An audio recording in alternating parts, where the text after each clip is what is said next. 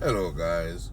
So, I want to talk about something a little different tonight. Last night, I was at work, right?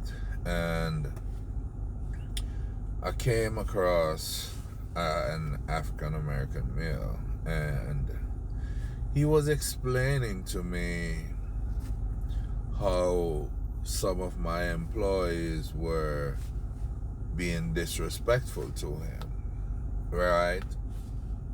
And how much they bend the rules against them. And I turned to him and I said, "Well, sir, if your attitude was like that, I could tell why, they were not that receptive to you."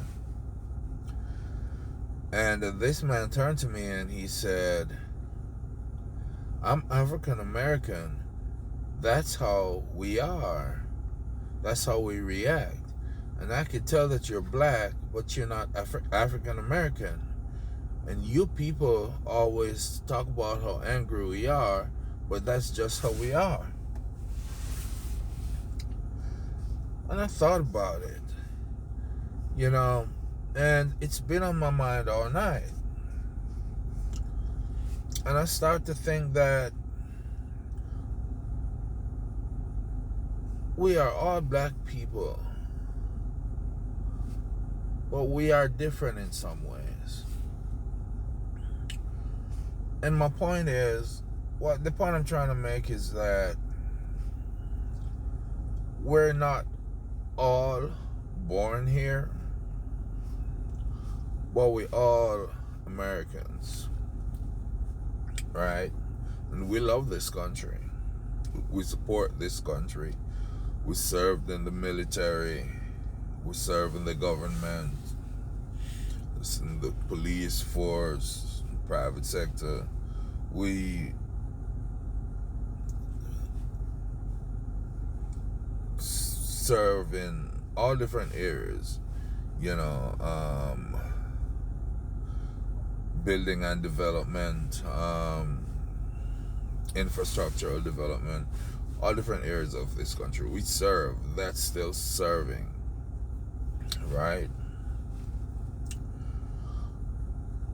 But it got me to start thinking about how far this country came.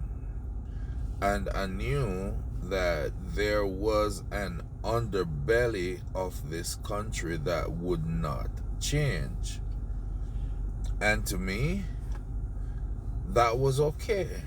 Those people have all right to their belief systems. That's how they were cultured. That's how they came up. And you can't change culture. Not that easy.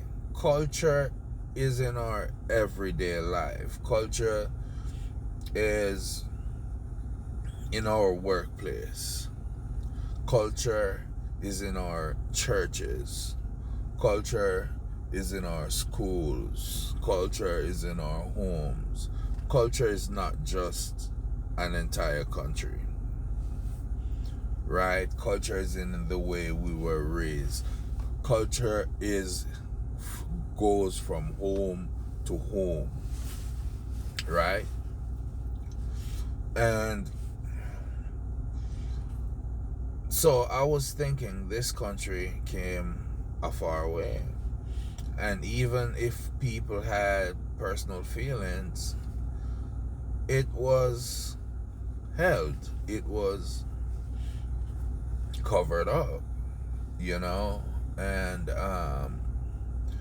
when Obama came along, he came along, even though I didn't agree with all his policies, he came along with a positive message and he said, "We can do it." And all races of people agreed that we could do it, right? And when I look at the crowds at Obama's rallies, I see all different kinds of people. Black, white, Hispanics, Asians, all saying we can do it. And for the first time in American history, I saw all people from all different walks of lives coming together saying that we can do it. Right?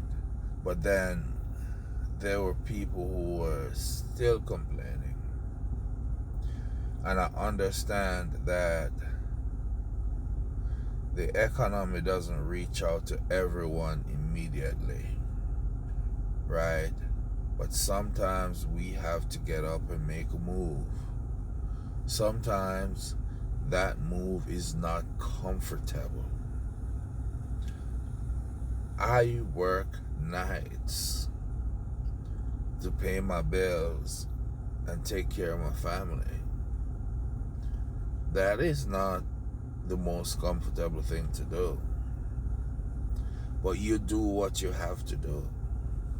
There are people saying, I'm not doing this, I'm not doing that.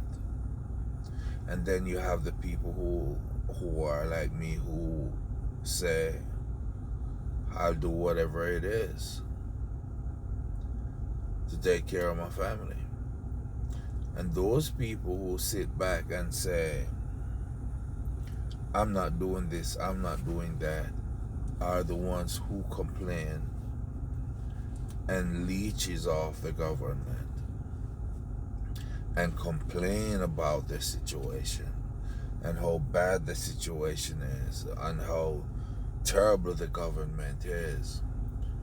And now that we have the government that we have right now, they really realize how terrible the government is.